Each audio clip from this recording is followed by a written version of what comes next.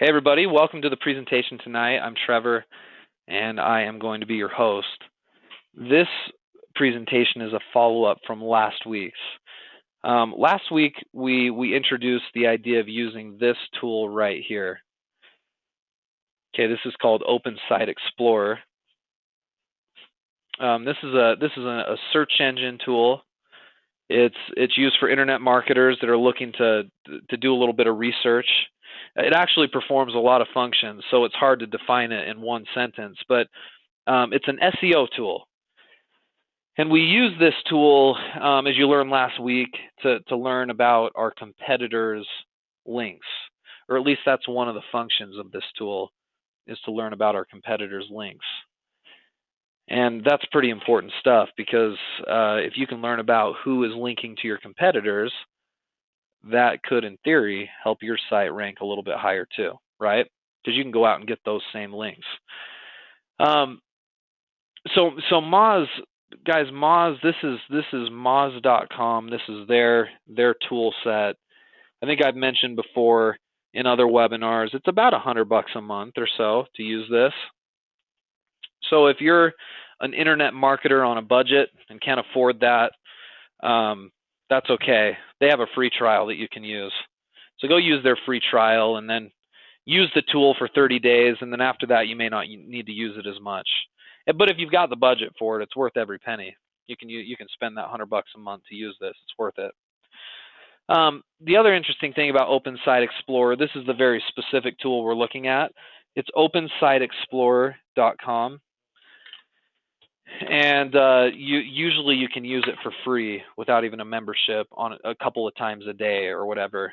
I think they track your IP address and you get to do several searches a day even without a membership, but it's not very many. So if you're going to be using it on a substantial level, like you should, if you're listening to this right now, go get a trial membership and or pay for it, one or the other. Okay, Moz.com. That's what this is, and this specific tool is called Open Site Explorer. Okay. Well, let's go back for just a second. This will be instructive to some of you guys who have learned a little bit about link building, and some of you guys that don't know as much about it. But somebody who's here live with me, tell me what's the idea of link building? What does that even mean anyway? Explain that to some of our newer visitors today. If you were trying to explain this in very simple terms to somebody who didn't know anything about trying to get a site to rank high in Google, tell us what link building is. And this is going to represent, and again, guys, I'm drawing with a mouse. This is never easy. This is going to be our website right here.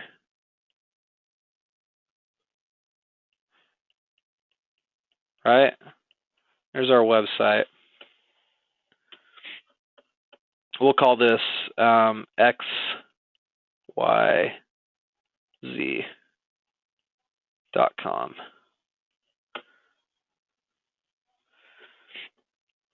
And our goal, of course, of xyz.com is to get as many visitors as we can to the site, right? So we want to get this site to rank to the very top of Google for lots of different searches. Okay. Well, link building is a big part of that, right? And this is gonna. I promise that we're going somewhere with this because this is gonna be part of our discussion. But let's say, you know, we've got xyz.com and there's all these other people who are linking to us. So I'm going to draw just a bunch of little web pages out here on the internet. And that's what I mean by link building. We're trying to get all these independent .coms all over the web, all over the internet. And they could be blogs, right? They could be social media sites. You know, they could be informational sites. They could be news sites. Right? All these sites are linking over to us. Okay?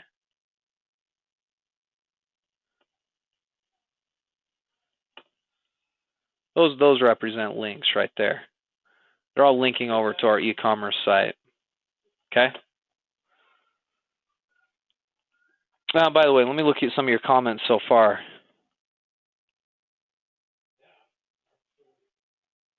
Yeah, this is a pretty. I agree with this, Catherine. So here's what Catherine says. It's kind of like creating your personal or professional contacts network. For professional, the more people know about you and trust you, the more business that comes your way. Yeah, it's like how many. Yeah, well, I don't even have to give an example of that. I guess. I mean, that's pretty self-explanatory. Um, the more contacts you have, the more business you may get, and in a similar respect, the more links you have, the higher your page is going to rank in Google. See, Google works on a system of trust. And oftentimes, if we have more links pointing to our site, we gain more trust and therefore we rank higher. That's true, isn't it? Oh, good to see you, Sue. Yeah, welcome. Yeah, that's not bad, right? I think I am getting better at my drawing. Just wait. I'm sure I'll get sloppy here in just a second. Yeah, so a link is where somebody has put their URL or whatever on your site. Okay, so there you go. I mean, we're not going to spend a lot of time on the ins and outs of simple link building. That's what this is. Here's the point I want to make, though, guys. Here's the question, I guess. Are all links created equal? Like, we're counting here, just for the example, we've got, I guess I'll label these. This is link 1. This is link 2. Link 3. And these are all separate sites. Link 4. Link 5. And link 6. So these are different websites. These are independent sites. They all have their own domains, right? But they're not. The links aren't always quite the same in weight. It's not a simple system where the website that has the most links is the one that ranks the highest. The system works that's part of it. You want a good quantity of links, but you also want good quality links. Okay, so some links are going to be greater than others. And there's different ways that we talk about links being better than others. Well, this relates into what we're going to talk about tonight very specifically, because one thing that you'll notice about this site, Open Site Explorer, when you use it, if you were evaluating a website on the internet, and here's one of mine. Okay, this is one of my websites right here. This is financialnut.com, and I'm going to just zoom in so you guys can see this a little bit better. For those of you guys who don't know what this is, I'll just explain briefly. This is a financial website that I created back when I was in college. It doesn't sell anything. It just has a bunch of information on it. But the way I make money on this website is I have a bunch of advertisements everywhere. For example, this one right here. Here's an advertisement. If you were to click on that, or I get money based off of referrals and clicks and different things. That's how I make money on this site. So I use this as an example every once in a while, just because it's an older site. So I put it in right here, financialnut.com, and Open Site Explorer provides all this different, all these different metrics or what have you. There's information here that we'll be teaching you guys about. But the one I wanted to look at very specifically, because I've gotten a lot of questions about it, is this one right here, called the spam score. Okay. Spam score. That's a metric that I want to teach you about tonight. So this is kind of the whole reason why we're talking. I want you guys, while you're using Open Site Explorer, to be able to know exactly what this is. This is your spam score. Now, first off, guys, what is spam? Somebody define that for me. What's spam? If you said something is spam or it's spammy, what are you saying there? And no, not the stuff out of the can at the grocery store, right? This is definitely different. Okay, so spam as it relates to email, it's junk, right? Yep, I agree, Doreen. Junk mail. Ruth says useless mail. Yeah, useless ads, right? That's why we all in our emails have like a little junk folder, don't we? Because we get spam. It's stuff that we don't necessarily want or place any value on. Well, in the world of search engines and trying to get rankings, websites can be considered spammy websites. And I'm sure you guys have seen them out there. Have you ever had one of those crappy pop-ups come up as you're searching the internet? You know, it's like a pop-up ad for a page for a website. A lot of times that's considered spam, right? I would just define spam as just a garbage websites, as it relates to this anyway, garbage websites out there that usually they just have a bunch of advertisements on them. They don't really serve any good purpose. A lot of times they're the websites that are being sent to you in your email. You see it all the time where it's like, hey, click here, and that's all it is, and it'll take you to some sort of shady, dodgy website. That would be spam. Does that kind of make sense? Well, this tool provides us with a little score that helps us understand how good or how poor potentially a web page is. Okay, so as we look back at our little example here, if we're trying to analyze these links that are pointing to us here, we can analyze them in different ways, but one of those ways would be to look at the spam score. Now, simply put, a lower spam score is better. Okay, I'm going to give you guys a little graph to look at here. Here we go. You guys see this okay? The scores between 1 and 17. And you'll see on my example anyway, Financial Nut here is a 3. Okay? So it's a 3 of 17. Hold on, let me close out some of these windows. Okay. So as you're looking at your links, and that's a lot of what Open Site Explorer does for us. It shows you links that are pointing to your website. So when I did a search today for Financial Nut, if I scroll down and I look at inbound links, I can look and it shows me all sorts of different links that are pointing to my site. Okay, and I have a lot here. I have tons and tons, right? Pages and pages and pages of links that are pointing to me, hundreds and hundreds and hundreds. That, I mean, this is trying to represent that just on a smaller scale. Okay, and really, I'm trying to evaluate how good some of these links actually are. That's what this spam score helps me do. And yeah, LJ, you can to some extent. LJ asks, can you look into each person who wants to link to you before you allow it? The problem is not really, right? So let's say I have a blog, Financial Nut, and I see a great website that I really like and I link to it. Can that person who owns that website stop me from linking to them? I'm linking to them because I choose to. They have no way of stopping me, right? So to answer your question, LJ, if there's a random site out here, right? This random site out here that somehow finds xyz.com and likes me and wants to link to me, I can't stop them from that. They're just going to link to me.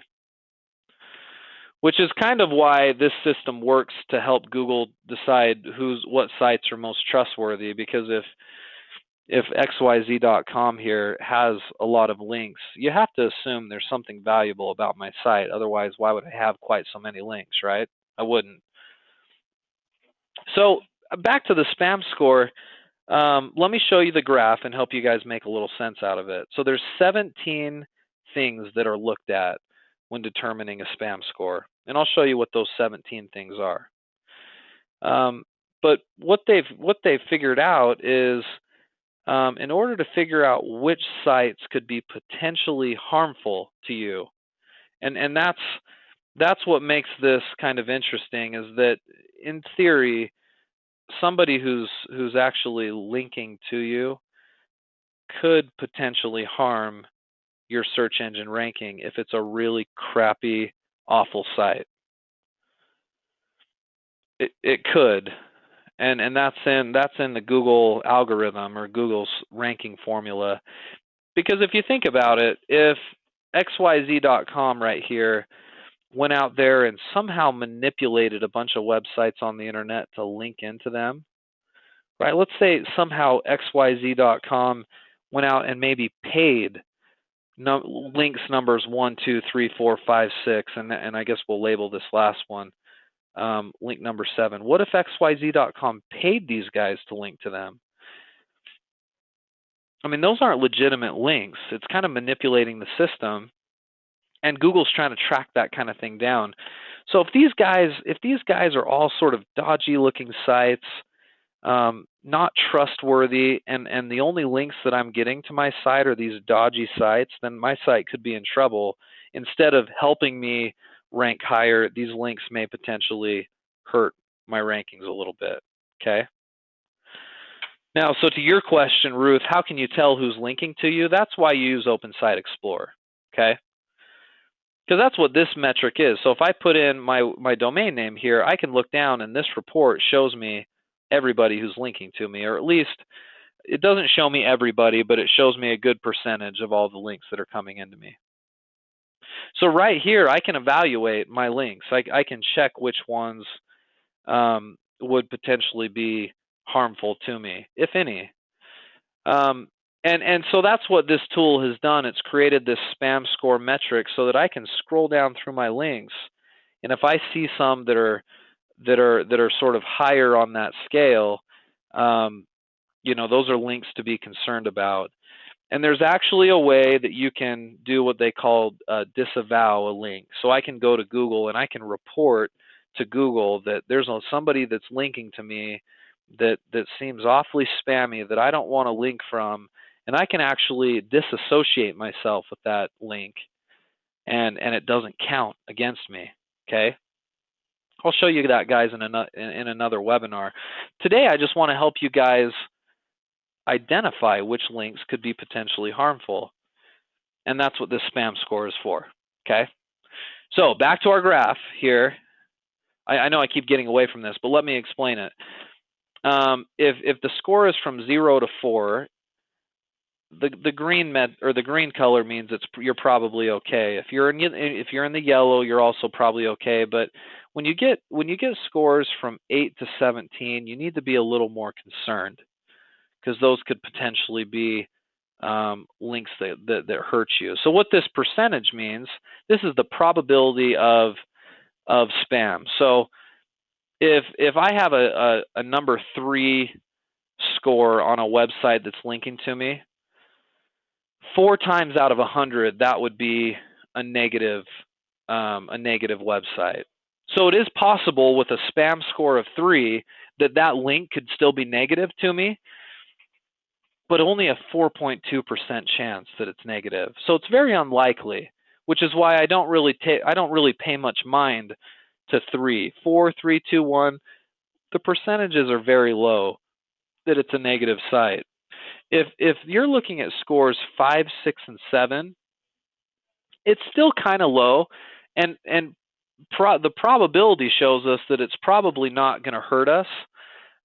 So those may be able to stick around. It's a link that we may want to look at. But when you get into 8 through 17, especially 14 through 17, 100% of those sites that are linking to you are most likely spam and not going to be valuable links to your site. Okay, so that's why I may want to go look at my profile here, going back to the Open Site Explorer, and I can scroll through the spam score of my links. And so far, I don't see anything that's too negative. I see a few 5s, right? The worst I see so far is a 5. I'll go to the next page and see if I can see anything else. So here's some more 5s. Nothing in red, nothing to be too concerned about. And when I see these 5s, a lot of them are from the same site. It's called brokeGradStudent.com. And I know that's not a spam website, so I'm not too concerned. I wouldn't want to disavow myself from a link like that. By the way, is this making sense, or are you guys following me okay on this? I don't see much See that? A lot of my links look pretty legit. A lot of them look really good. Now I can do I can look at it that way, or I can come here to spam analysis. And if I click on spam analysis, it'll usually show me from top to bottom what are some of my worst links. Okay, so I've got an 8 here. And an 8, as we look at the graph, an 8 is a 56% chance that this could be a spammy negative link. Okay. And it'll even say right here, if I roll my mouse over, it says we found that 56% of sites with 8 flags were penalized by Google. So it's a penalized spammy link, maybe not something we want. Well, I can click on it and see what it looks like. This is called the-globe, and apparently somewhere within this website, I have a link. And I don't know how I got that link, honestly. I never went out to this website and asked them to link to me. So somehow they found Financial Nut and they chose just to link to me. And it's kind of a coin toss. It might be a negative link, not helpful to me. It might be okay. 56% of the chance or I've got a 56% likelihood that it is a negative link. But even then, I don't know. I mean, as I look at it, it doesn't look it doesn't look too negative. If I got to this site and it was a gambling site, or it was just full of links and advertising, and I couldn't even really tell what the site was about, if it was some sort of a pornography link of some sort, which happens a little bit. You got to remember, I actually read a stat about it today that 30% of all the downloads that take place, all the media transferring from servers online, 30% is pornography. So there's a lot of sites out there that link and advertise, and so any kind of a link from a site like that would be terribly negative. But that's why we use tools like this to be able to identify potentially negative links, right?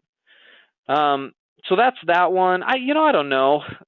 I might go and search for my link on the globe. I don't know if I would disavow myself. After all, it's still just an 8. What you don't want to do is go and just disavow everything that's 8 and above, because there's still probably some quality links in there. This tool isn't perfect. It's here to give you an idea about what links are good and what ones aren't so good. Okay, so here's one, 7. It says we found 30% of sites with 7 flags were penalized with Google. So if I click on this link, I can look at it.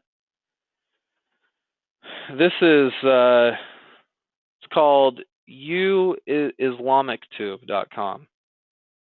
Okay. Now, first of all, what does this have to do with financialnut.com? I have no idea, right? I mean, you can see there's Arabic on here. I have no idea what this is all about or why this is linking to me. I don't know where my link is found. I guess I could do a search to see if I could find myself here. I can't see my link. This would be one that I would be real tempted to disavow, because it has no relation to what I'm doing, right? This looks kind of spammy to me. Doesn't it look a little spammy to you guys too? It's really old school, just got a bunch of links. It's about Islam, and that's fine, but I don't know how that's related to financialnut.com, right? Yep. So I don't know. This would be one that I would mark down on my paper, and I'm going to do this right now. I don't want this site to link to me. So back to our image here, this represents this negative one out here. We'll say this is that site that's linking to me. I don't know why they're linking to me. I don't know how they're linking to me. I don't even know how they found Financial Nut, but apparently they're picking up a link, and I may consider disavowing this one. Okay. Now, for a lot of you guys who are a little newer to link building, you probably won't have such a robust link profile in Open Site Explorer. You may not have very many links at all. So you might not have to do a whole lot of trimming and cutting the fat. But as your site ages, and if you get some of these dodgy links, we want to get rid of them.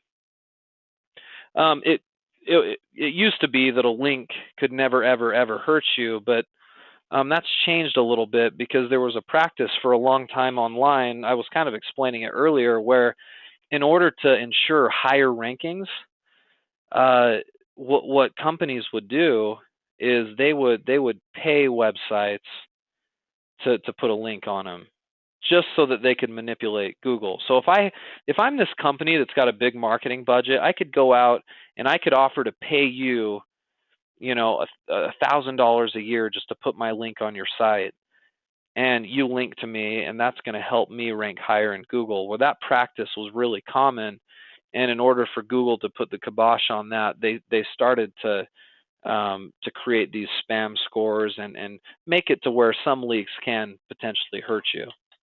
So it's something that we've got to be careful about. Okay, let me go back to some of your comments here. Yeah, I caught that too. That there was definitely, I don't know. I mean, yeah, there you go. Cheap sex, free of cost, right? It's got to be some kind of a spam site. I agree.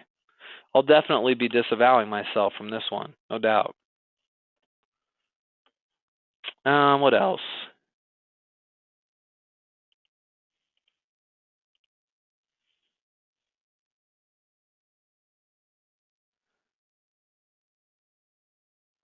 On your blog, does it have a link that says "link to me?" ? Maybe that's why. Where at on my blog, Catherine?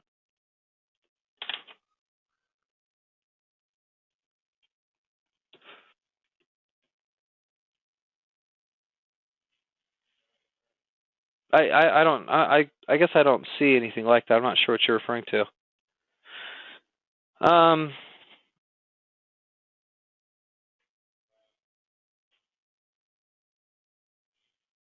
Sorry, I'm just reading through comments right now. Okay, so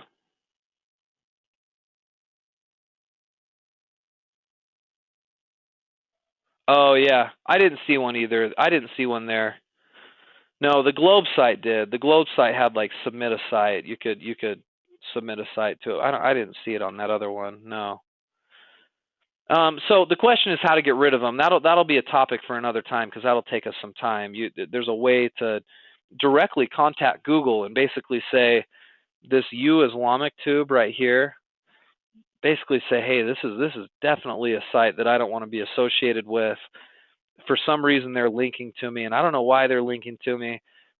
Anyway, I would surely disavow myself, definitely. Now I'll show you some of the indicators, just real briefly, that makes up this spam score. Let's see if I can find a list of them here. Here they are. And you can actually access this through Open Site Explorer. Let me go back to the original page we were on. I can click spam score, right? Sorry, I did that kind of fast. If I did a search for financial nut, I can click spam score right here, and it'll show me of the 17 metrics here, which ones my site is guilty of. Because I have a spam score of 3.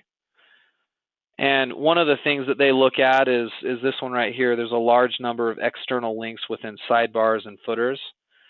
That's an indication of a potentially spammy site. If there's tons and tons of links all over it, my site has a lot of links.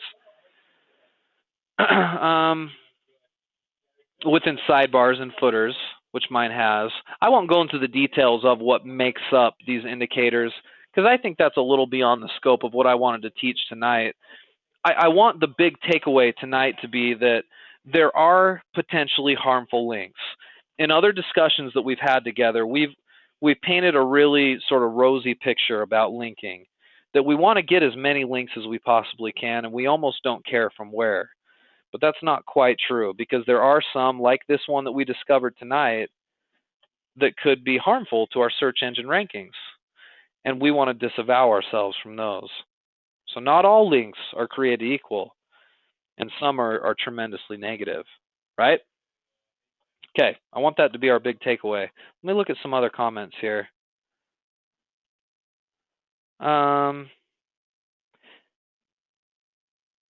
Is it possible to get links that have malware or viruses? How can you tell? There probably is. The only way you can really tell who's linking to you, Don, is through using tools like Open Site Explorer. But you can't really tell who might have a virus, right? Like that site that I clicked on, I should probably click off of it right here.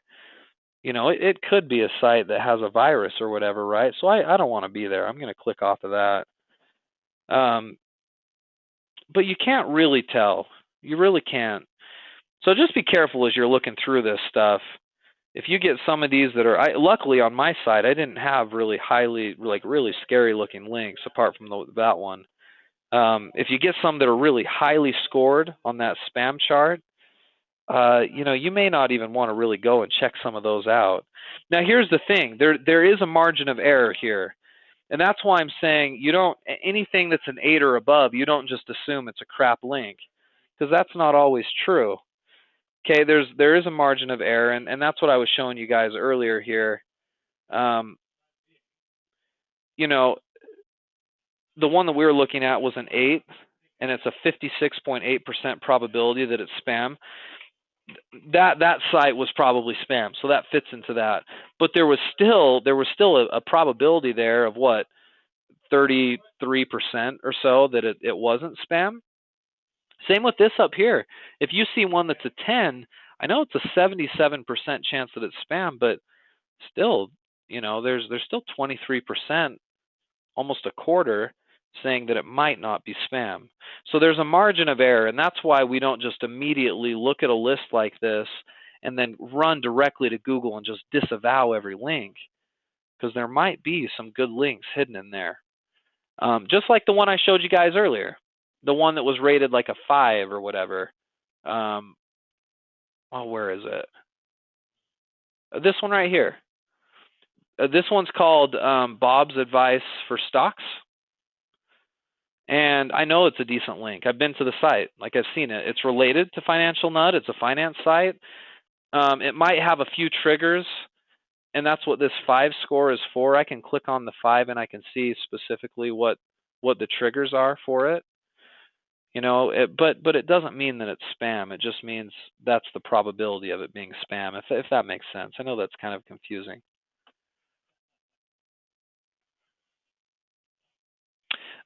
Catherine says one of your metrics says high number of external links in sidebars and footers. Isn't that true if you sell ads on your site or if you have a lot of affiliate links? It is. So if you look at my site, I have a lot of links. If you look at my sidebar, look at all these links I have right here. Look at all these links. Bunch of different links everywhere. And then in my footer, I've got a bunch of links down here. Not too many in my footer. But what they're saying is that spammy sites, one of the characteristics of a spammy site would be that they have a lot of links in their sidebars.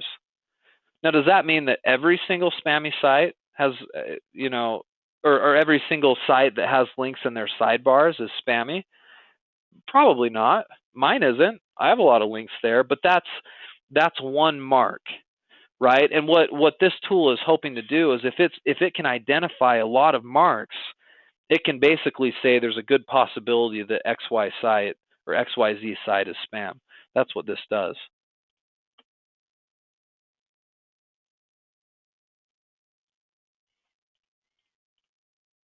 Yeah, I don't know if it's a normal distribution either. Now we're getting into statistics, right? I think there is some skewing in the chart, surely. But I think overall it's not a perfect system, and I don't think the statistics are perfect, but at least it's a way to give you an idea of the value or the not so much value of certain links. Okay? Now, for you guys that are newer internet marketers, and I would say that's the bulk of you guys who are here, when you first start going out there and trying to get rankings in Google, you're kind of happy to try to get as many links as you possibly can from anything and everywhere. But as a general rule, we've talked about this before, don't lower your standards so much that you're getting links from just garbage sites out there. Gambling sites or have sort of low trust with Google. Pornography sites have a low trust with Google. Sites that are just full of affiliate ads and that's all have low trust with Google. You just have to be smart. You want to make sure your links make sense. They're from reasonable sites that provide some sort of value on the internet. And that's just important to your link building, because as we learned tonight, we don't want to get a link that can hurt us, and we want to be careful about that kind of thing. Okay? All right. So I think that's good enough tonight.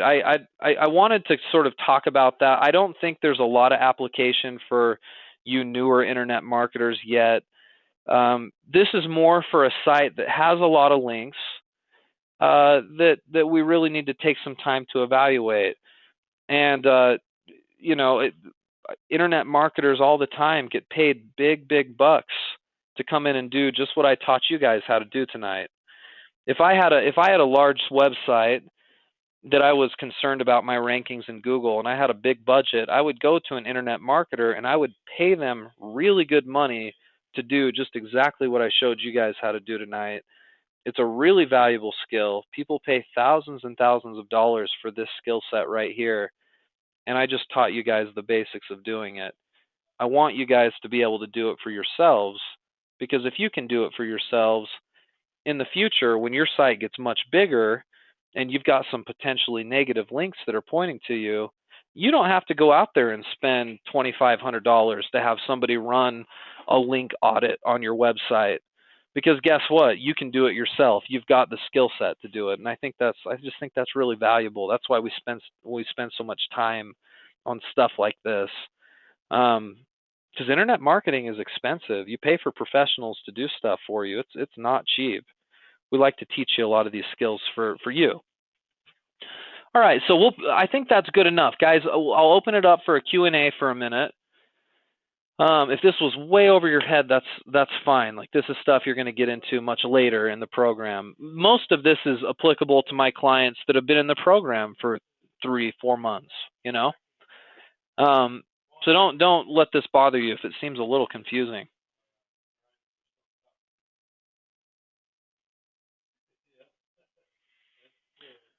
Yeah, I wish we could. So Catherine asked if we could offer, or if we could give like a subscription or share an account with you guys for Moz. I had thought about that when we first started using Moz, but Moz explicitly states that in their terms and conditions that's against their policy. So I would love to do that. Unfortunately, I wouldn't want to get into any trouble from Moz. Okay, so I'll give you guys another minute. If you've got questions, ask. If not, that's okay. You may draw upon this later. Remember, this is getting posted online. We'll have this for you later when you're doing your own link building. And I would expect you'll use more of Open Site Explorer. This has a lot of different functions and a lot of different uses. We're going to use Open Site Explorer for some other stuff that we'll be teaching you guys in these Thursday night webinars. So watch the one before this, last week's. If you haven't seen that, this may make a little bit more sense on how to use some of these tools. Okay?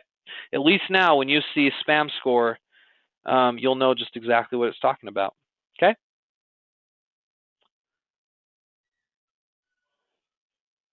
All right. I don't see any other related questions. I'm going to turn off the recording, and then Sherry, I know you've got a question, so we'll take that off the air. For those of you guys who are watching this recorded, thanks for watching. We'll see you next time.